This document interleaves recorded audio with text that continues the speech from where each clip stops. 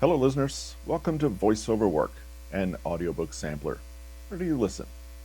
Today is May 6, 2025, just a few days away from Mother's Day. Today's featured book is The Power of Discipline by Daniel J. Walter. This author really hits the nail on the head when he talks about how discipline is key to achieving our dreams. It's true, motivation alone won't cut it. Sometimes you need that extra push of self-discipline to keep going, especially when the going gets tough. His words are a great reminder that we can all choose to adopt a disciplined attitude and reap the benefits. Unlocking self-discipline. Discover your true potential with this powerful guide. Are you ready to embark on a journey of self-discovery and unlock your highest potential? Well, in this episode, we delve into the power of self-discipline and its impact on our lives. Join us as we explore why discipline is crucial for personal growth, how it reveals your authentic self, and serves as a life raft in turbulent times.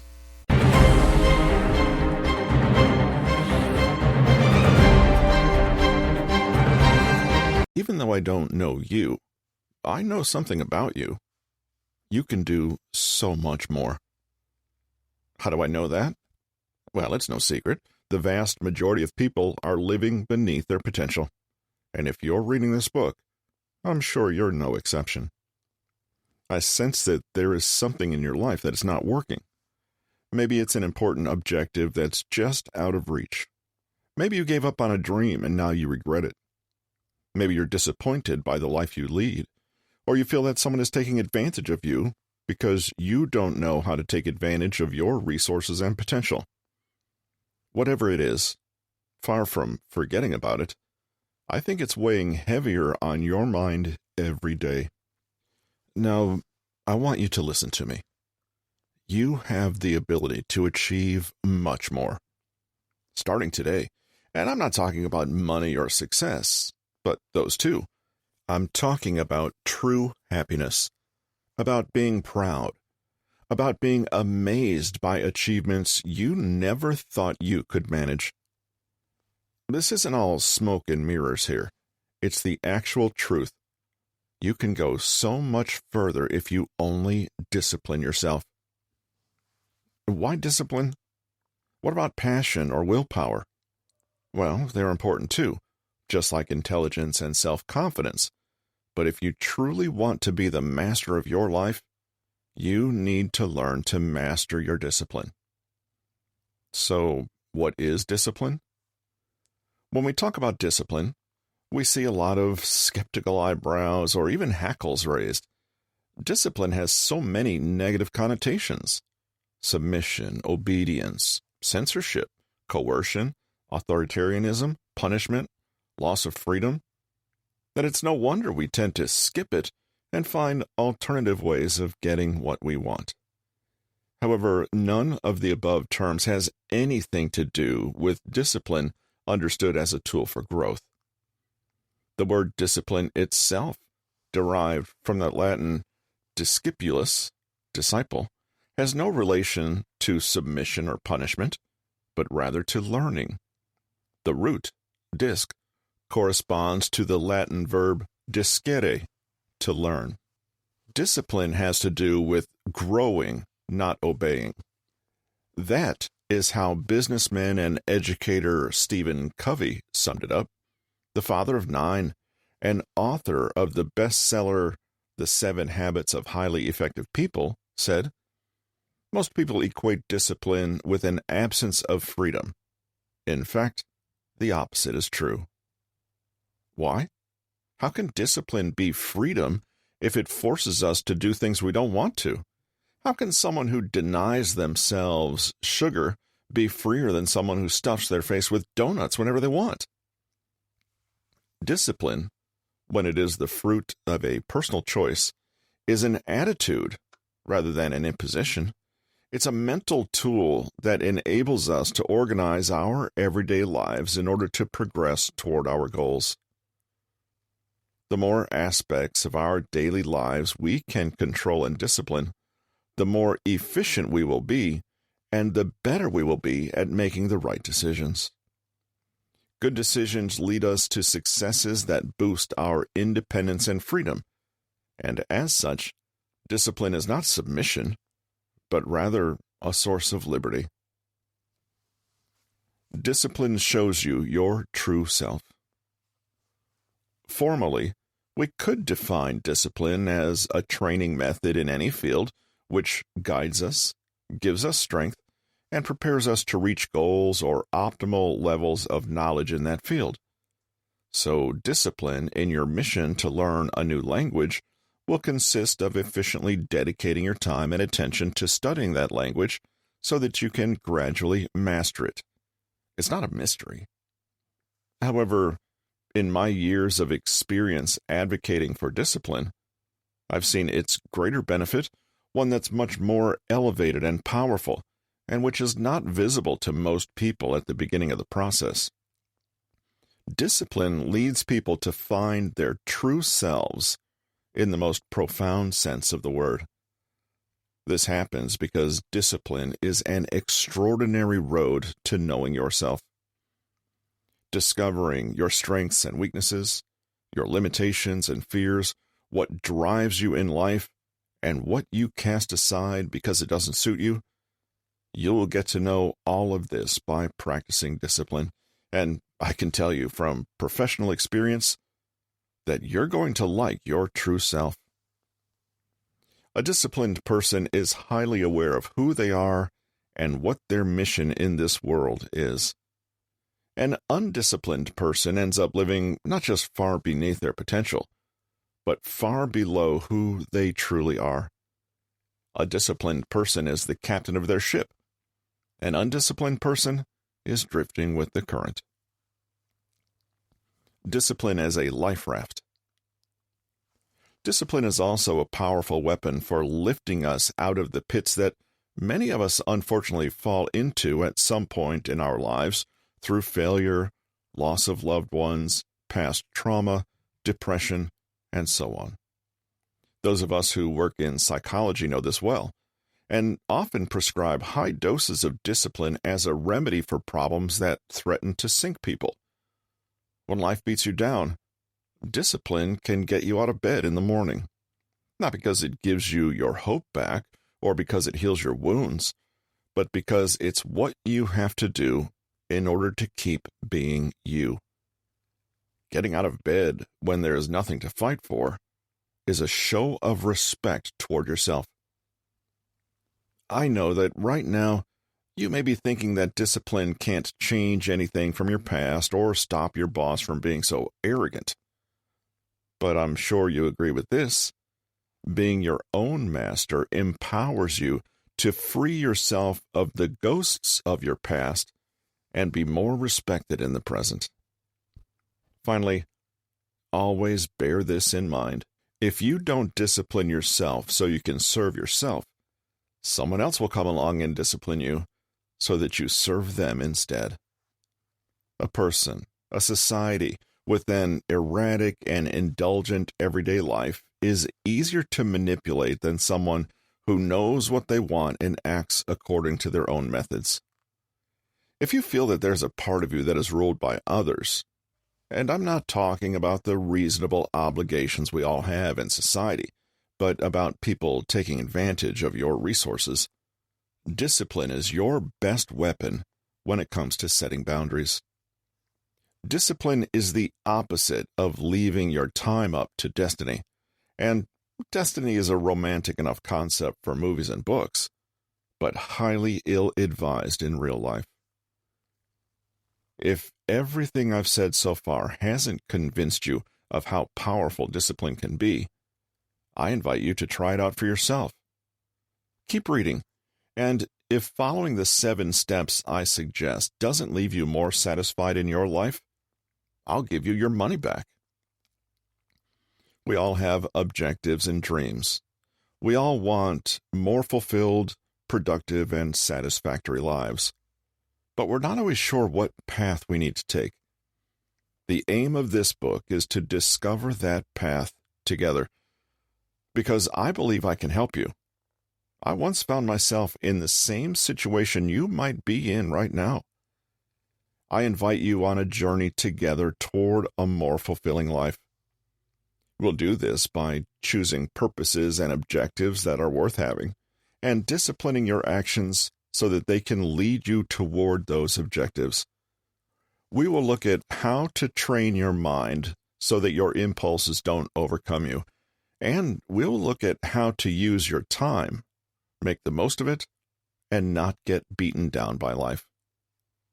From the bottom of my heart, I hope you enjoy this exciting journey that may change your life. Daniel. I know nothing about surpassing others. I only know how to outdo myself. Bushido Code, the Book of Samurai Warriors. In September 2022, after 27 years as a professional tennis player, Serena Williams announced she was retiring from the sport. She had won every tournament possible and became the best female tennis player of all time, as well as a shining example of empowerment for women and girls all over the world.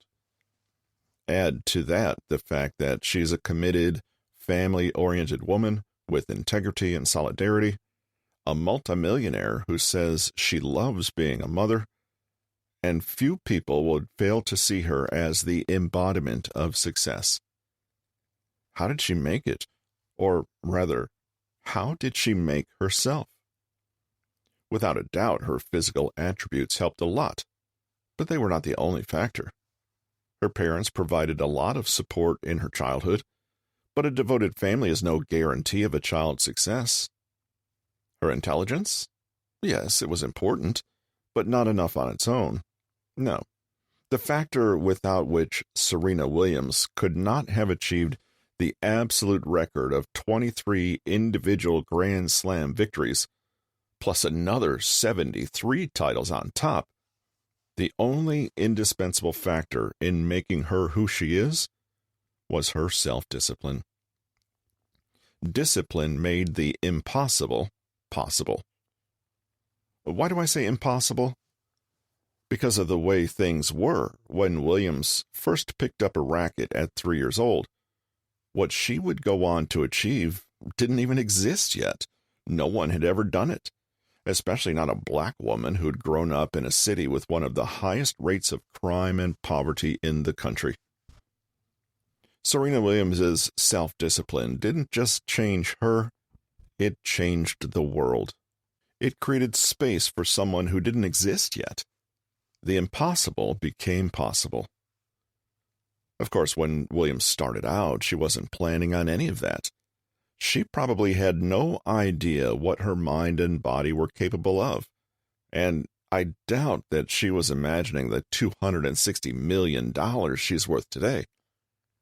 Of everything that tennis was to bring her, the only part she knew was sweating through training day after day. The example of Williams helps me to demonstrate this.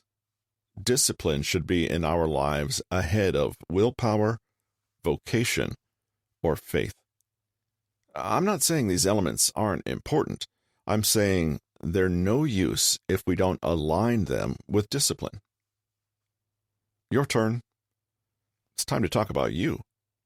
I'm guessing you're not Serena Williams, and that your accomplishments so far have been somewhat more modest. But in this chapter, we're not evaluating your past achievements.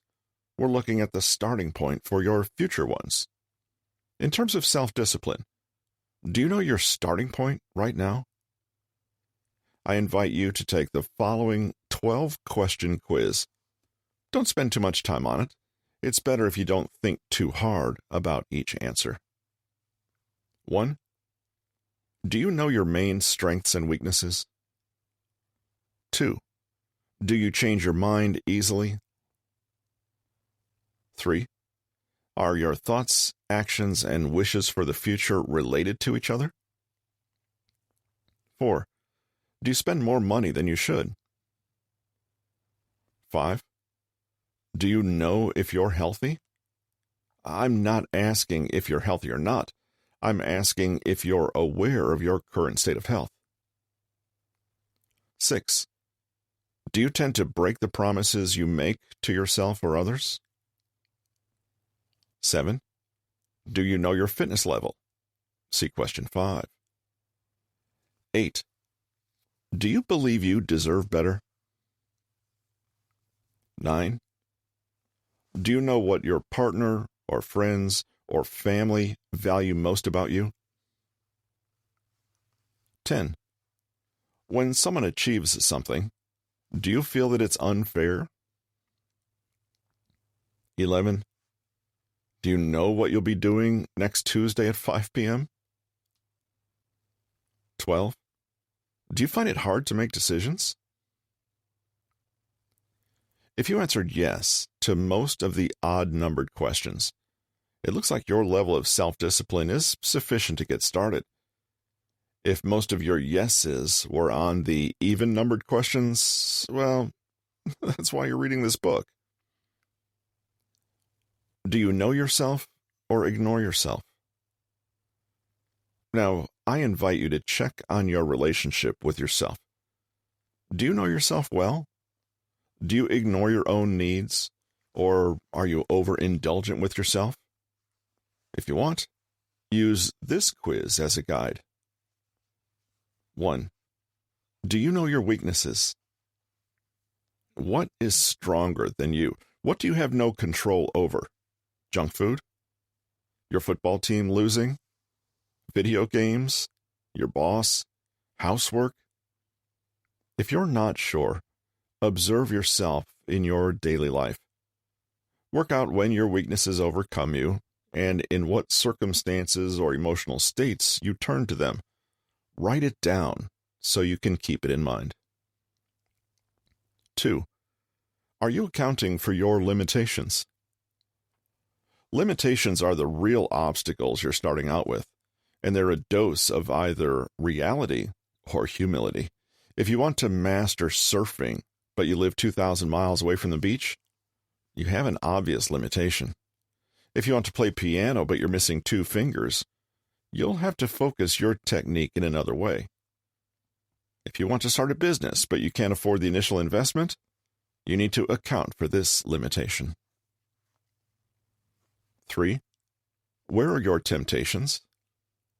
Right now, I want you to look around your home, your phone, your place of work or neighborhood, and zoom in on the potential temptations around you. How far away from you are they? How easy is it for you to reach the weaknesses you noted down in the first question?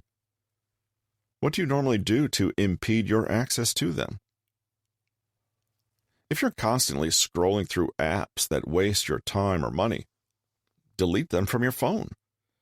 If you go on websites that cause you problems, stop yourself from accessing them.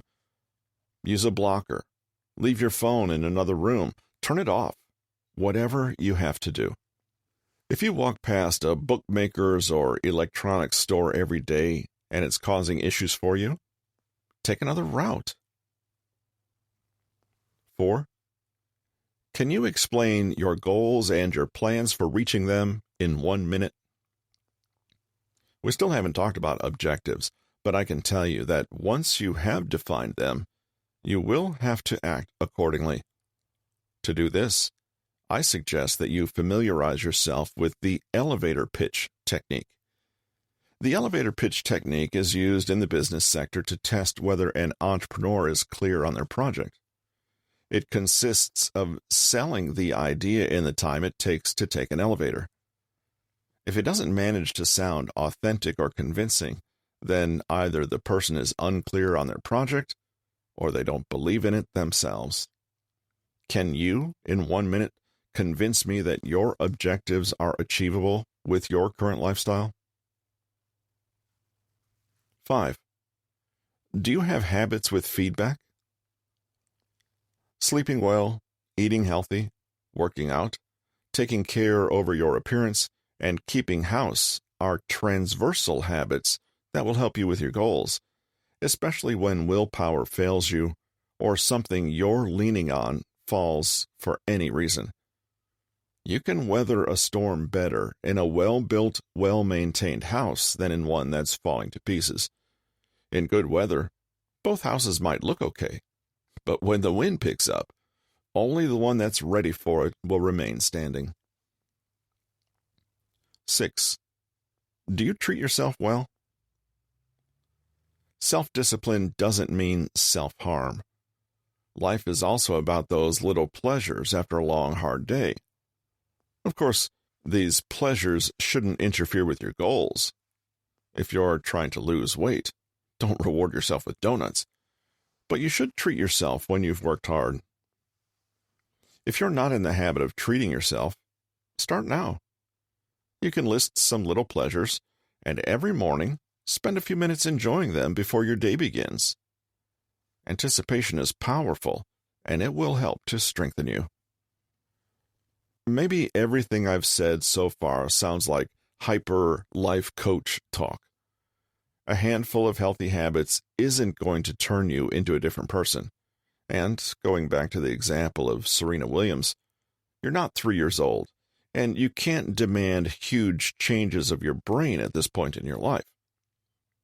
We tend to believe that once we reach adulthood and have formed our characters, we can't change no matter how disciplined we are.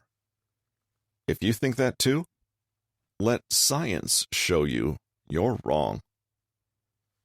What does neurology say about discipline? In recent decades, the relationship between discipline and brain function has been studied in great depth, with groundbreaking results. As you know, your brain is formed of various regions with different functions. At the front of your skull, behind your forehead, is your prefrontal cortex. This is the most modern zone, from an evolutionary point of view, and is responsible for executive functions. These are the things we do consciously and voluntarily after a complex cognitive process. Making decisions, organizing daily tasks, adapting our social behavior to each situation, and so on. Executive functions guide our behaviors and enable our attention, planning, and adaptation of actions as we go, thanks to information we obtained on previous occasions, what we call working memory, and in accordance with the goals we set ourselves. How does self-discipline affect all those executive functions? Self-discipline trains your mind to carry them out more efficiently when the time comes. It's a toolkit you have at your disposal. Research using brain imaging shows a clear correlation between levels of self-discipline and brain activity. When you perform any executive function, the more self-discipline you have, the better the activity in your prefrontal cortex, which means your brain is handling more options for tackling the task. Let's look at an example. In the face of temptation, like your phone vibrating with a new message while you're driving, your brain quickly starts working to provide a response. A disciplined prefrontal cortex will have more information on past situations and will conclude that it's not worth taking your attention off the road to look at the message. Consequently, you, as a driver, will ignore that temptation without much effort. In a person with less self-discipline, the way they act has no guideline, so their brain won't know whether to respond to the temptation or not. Consequently, the driver will hesitate and probably pick up their phone while driving, because it's easier to give in to temptation than to resist it. Self-discipline helps you stay focused. Even in the face of unknown stimuli, a disciplined brain has more clues on how to act than one forced to constantly improvise. In other words, a disciplined brain has a better hand of cards to play. Self-discipline and identity. Self-discipline doesn't just guide you when it comes to everyday tasks. It helps you to be who you are. We're not born with self-discipline. It's a skill we learn and memorize when we're young, until it becomes a part of us. If you were to suddenly erase that learning from your mind, your character would change and you would stop being you. You've probably heard of the famous case of the U.S. railway worker Phineas Gage, who, on September 13th, 1848, suffered a serious accident at work that destroyed part of his frontal lobe. Apparently, while he made a full recovery, he could walk, eat, talk, and so on. Those close to him said he was never the same again. Phineas, a pleasant and formal man, became an impulsive, rude, and chaotic blasphemer. This shows that all his training on how to behave had been erased from his hard drive. Given that being responsible and formal defined Phineas, when he stopped being responsible and formal, he stopped being Phineas. Following this logic, if discipline is part of what we're like, can discipline turn us into someone we're not yet, but who we would like to be? The answer is most definitely yes. This was demonstrated by a study into neuroplasticity. The brain always has the capacity to improve its neural organization. In fact, it's known that the brain is capable of continuing to generate neurons and neural connections until we're more than 80 years old. Until recently, in the same way that you got the pair of legs that you got, slim, long, strong, and so on, you also got a frontal lobe with the limits and capacities that you got. This was, unless you had a terrible accident like Phineas did, a neurodegenerative disease or something else with a similar impact, which meant you couldn't change your executive efficiency no matter how hard you tried, much less improve it. However, we now know that executive functions can be trained and improved on a voluntary basis at any life stage. That means that our intelligence and personality are not set in stone. We have power over them. It's true that your personal and genetic history mold your frontal lobe in one way or another, but neither your DNA nor your past have the last word. You do. Self-Discipline Starter Kit. Before moving on to the next chapter, I would like to know if you already have a self-discipline starter kit in your daily life. I'm talking about the set of habits you should already have, something like what you typically get with a car. So, what are these habits? Well, there's no official list, so let me tell you the 10 that I consider essential. 1. Get up early in the morning and always at the same time, whether or not you have somewhere to be. 2. Spend between 6 and 8 hours a day on your main productive activity, whether that's work, study, or raising your children while they're little. 3. Exercise regularly.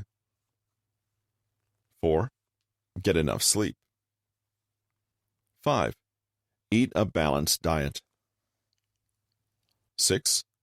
Practice self-care, both at a health level and in terms of personal appearance and caring for your home.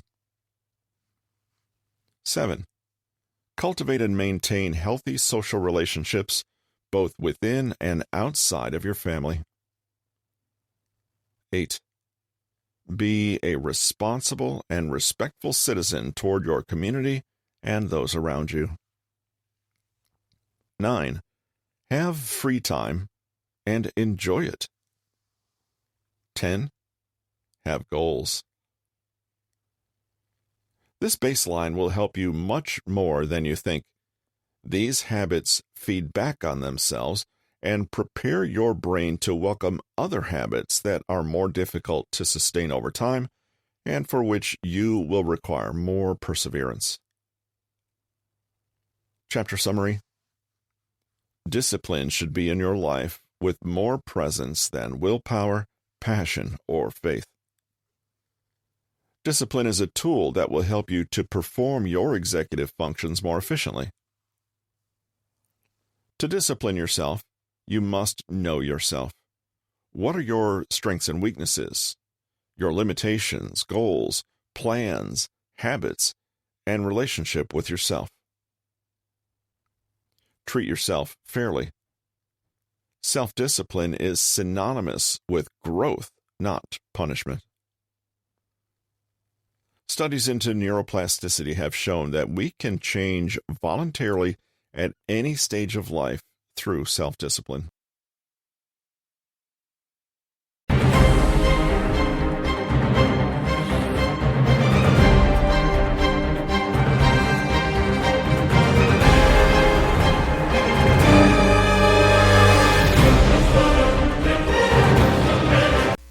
Discipline is a tool that will help you perform your executive functions more efficiently. To discipline yourself, you must know yourself. What are your strengths and weaknesses, your limitations, your goals, your plans, your habits, your relationship with yourself? Treat yourself fairly. Self-discipline is synonymous with growth, not punishment. Studies into neuroplasticity have shown that we can change voluntarily at any stage of life through self-discipline. We hope you found this episode insightful and motivating as we explored the power of discipline.